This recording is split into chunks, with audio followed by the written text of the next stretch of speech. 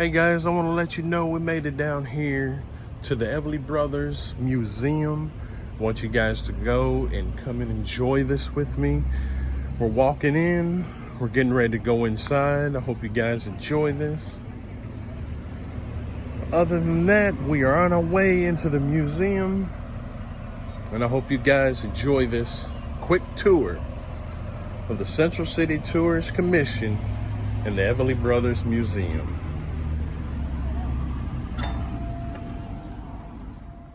Okay, if you look at the map, you'll notice that there's little red dots in every state. We've had someone from every state and 22 countries. And if you look this way, you'll see that this is Vegetable Square. Now this is going to be downtown and the lot right by the bank here. And they're going to hope to have it up by the first of the year, or somewhere close to the first of the year. It's going to have live statues of the Everly Brothers and John Prine. And it's going to look like this when it gets finished. So hopefully that's the beginning of the year. Quilt at the top. When we started having the Everly Brothers concert, we needed a lot of volunteers. And one of the volunteers was an electrician named Pride Johnson. And he attended every concert and collected material from each concert. And when he finished, his mother-in-law made him a quilt representing every concert. So he brought it down to share with us. Cool. Don owned Lake Malone Inn. He lived in Nashville, but he would come back to Lake Malone on the weekend just to get away. It was like a bed and breakfast. He kept the house part for his own private use, but the restaurant was a working restaurant. And people would go and have their lunch and their dinner there. And It's a beautiful the place car. caught on fire, and it burned to the ground before he could get back from Nashville. And the only thing left was this little car and a farm wagon. Oh, wow. That was placed on the outside in a barn across the road. And he donated both of them to us, to put it on a museum.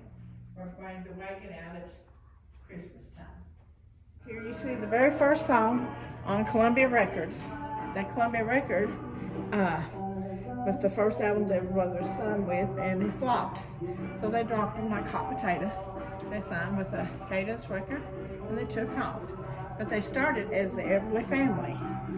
Ike, their father, could sing, and Margaret, their mother, could sing, and as they were growing up, they went out as the Everly family. They went from Illinois to Shenandoah, to Knoxville, back to Nashville. And then as the boys got older, they went out on their own as the Everly Brothers. So we're walking over here. On the right, and this is Don on the left. That's Mose Rager and his wife in the middle, and they've made friends all their life. Phil passed away about 6 or 7 years ago, and he lived in California. And his dad, Ike, is buried here in Central City at Rose Hill Cemetery. If you go to Rose Hill, you go turn left at McDonald's, you go around the bend, and you'll see Rose Hill.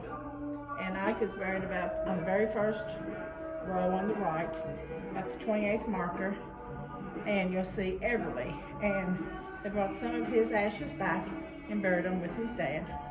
And Don also has a daughter that's married by the granddad Ike. Now Don passed away this last year, and he was 86. He lived in Nashville. His mother fell about a month before he passed away. She lived by herself, and she had to have round-the-clock help when she fell. And she passed away about a month after Don did. She was 102. Wow. About 9 miles from here, you'll see the Four Legends Fountain. You go to Drakesboro and turn right at the light. They only have one light. And you'll see the fountain, and it represents these four gentlemen: Merle Travis, Ike Everly, Kenny Jones, and Mose Rager. Merle Travis was born in Rosewood, but he lived in Ebenezer and called Ebenezer home. Ike was born in Paradise. They call a little place called Brownie that's no longer there. Mose Rager was born in Drakesboro, and he's buried by the Four Legends Fountain. And Kenny Jones learned to play the guitar starting at age 4, and he met a black blues player that taught him how to thumb pick. Thumb pick is very popular here in Union County. It goes by Union Thumb Pick, and they have a contest every September, at the end of September, and everybody comes to thumb pick. And his son, Tom Brash, would come and kind of be able to keep his father's music going. And he passed away this last year, about 2 or 3 months ago. And he's buried by Merle Travis and Ebenezer. This one. James Best, yes.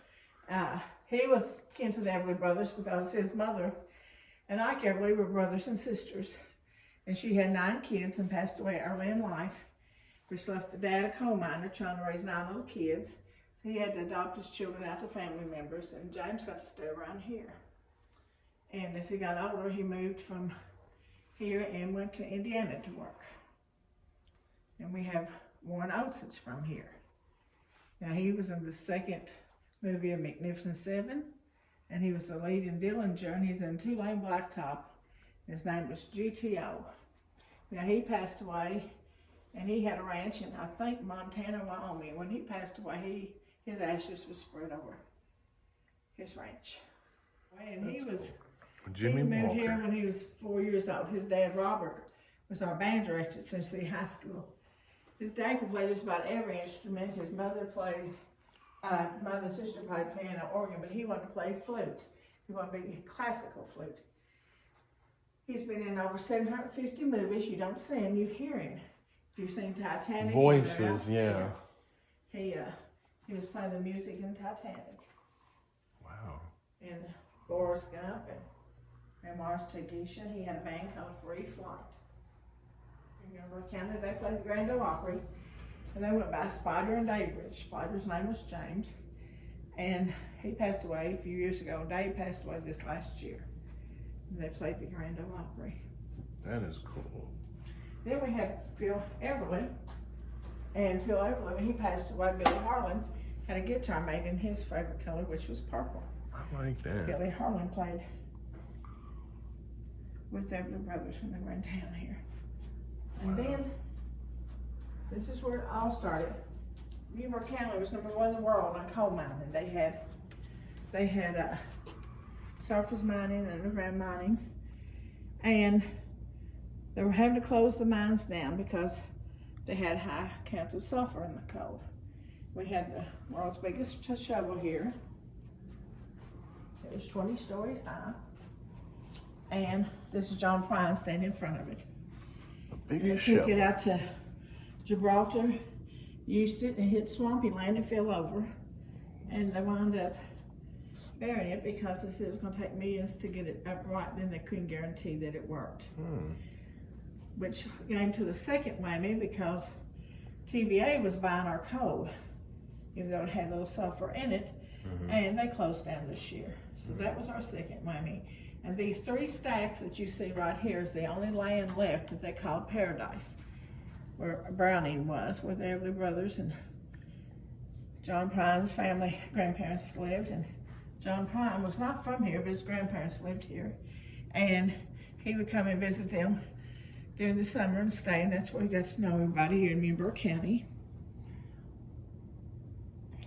He came to just about every concert the Everly Brothers put on, except the 2 times he had cancer, I think. And then next year he came back and he sounded just wonderful.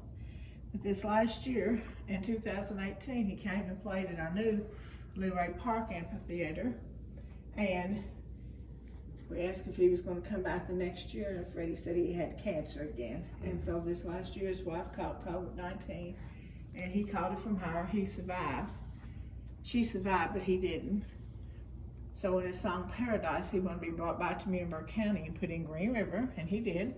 He wanted to float by Paradise and end up at Rochester Dam. So that's where he was at. We are heading into the car museum, which is connected to the Everly Brothers Museum. So you have a golf cart.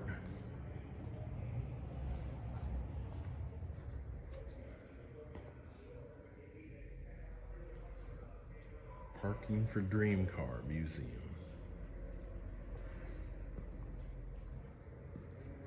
Man, it looked like I used to have something like that when I was little.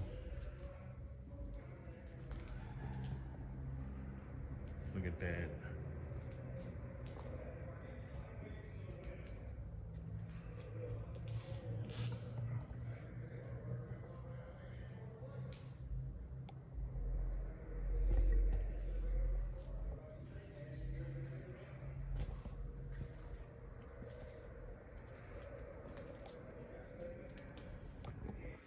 1970.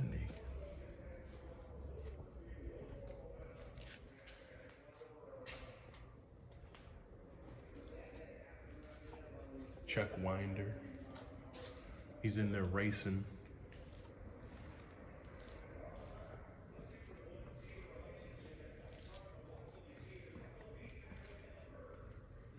Look at those trophies.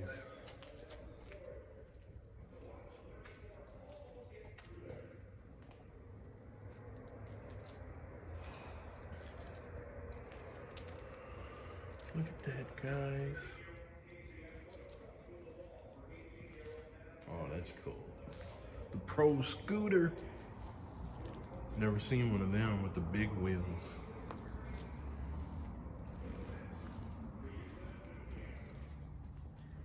More trophies. If you think 1976 Bluegrass National Champion, 1966 to 1967 Pennsylvania State Championship reach.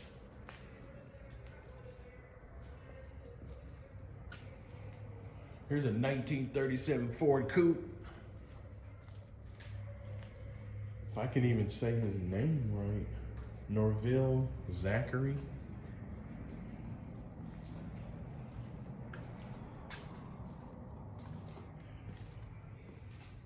As you see, we see in that section, we're going to show you the 1971 Top Fuel Dragster.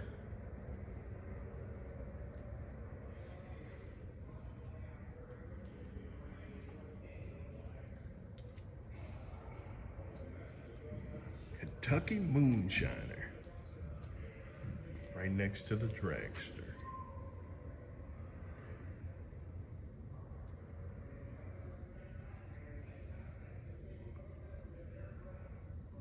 Guys, I want you to see the 1997 Spitzer rear engine dragster.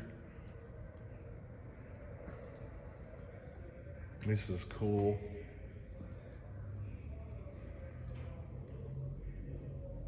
Look at the engine.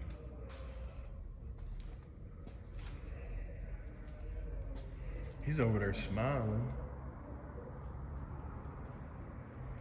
That is cool. I'm going to show you Bobby Davis, 1937 Chevy Coupe. Beautiful car. Look at that, man.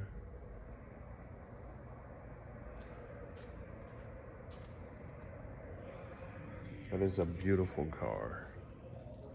Coupe. Coupe de Ville.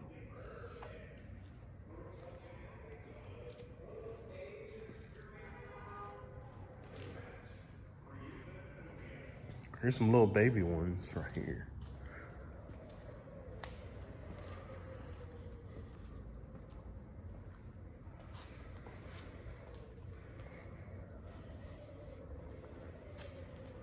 I like that blue because blue is my favorite color. Oh, Atlantic. Look at this. So when you come in, it says School Slow Crossing. Everybody loves Bunny.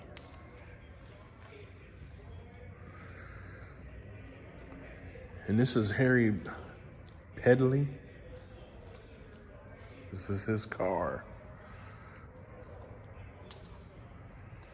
Sorry if I mispronounce your name, bro.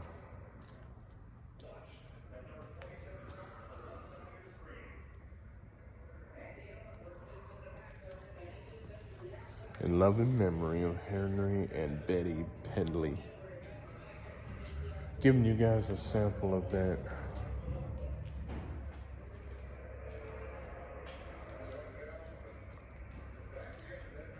That looks like the box car. Soapbox cars.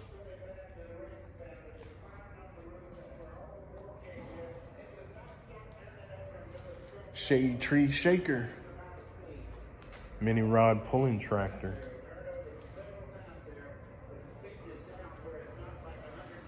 Brew Marketing by Kroger's. And Airwick.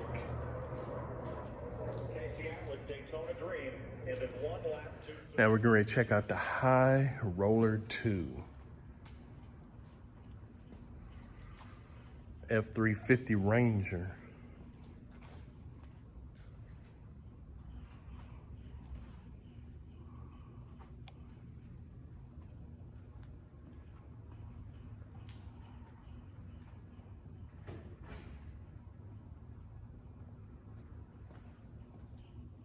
I know you guys are liking this. This is Madeline Service Station, Fordsville, Kentucky. Checking out the Nesquik, Jeff Green.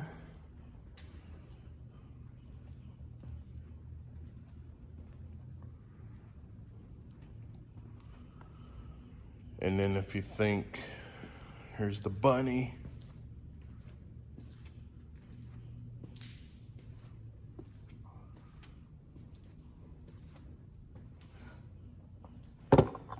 Uh-oh.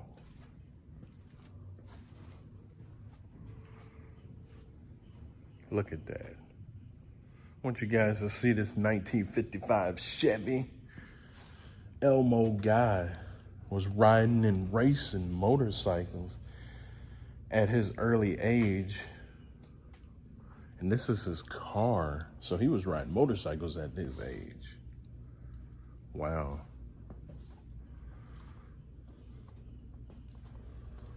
That's beautiful.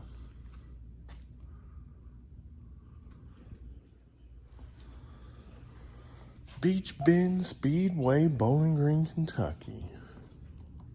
Definitely gonna have to check that out.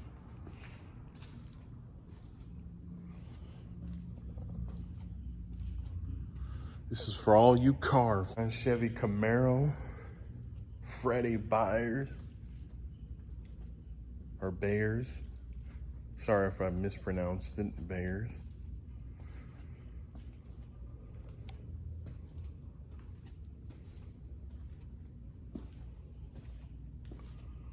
Look at that. Thing looks almost brand new.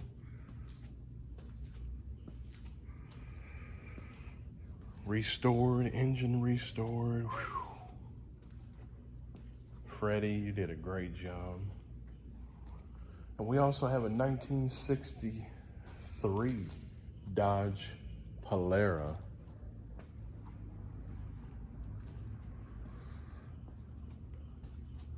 Well, I love that, the pattern of that right here, the material.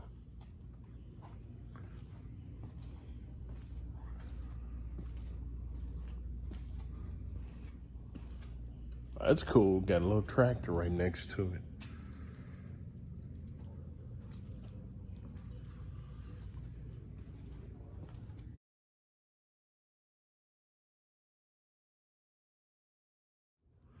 Hey guys, as you know, this is CJ the Traveling Man. I want to thank you all for taking the tour with me here at the Everly Brothers Museum. Like I said, I hope you guys enjoyed it. I hope you enjoyed the information that she gave to you as well.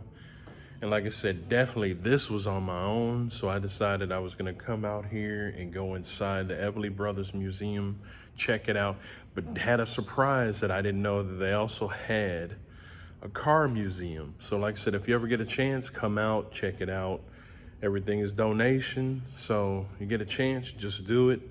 Other than that, this is your boy, CJ the Traveling Man, getting ready to sign out and get ready to head to my next location. Other than that, y'all check out the High Roller 2, for real. Don't look at me, look at that right there.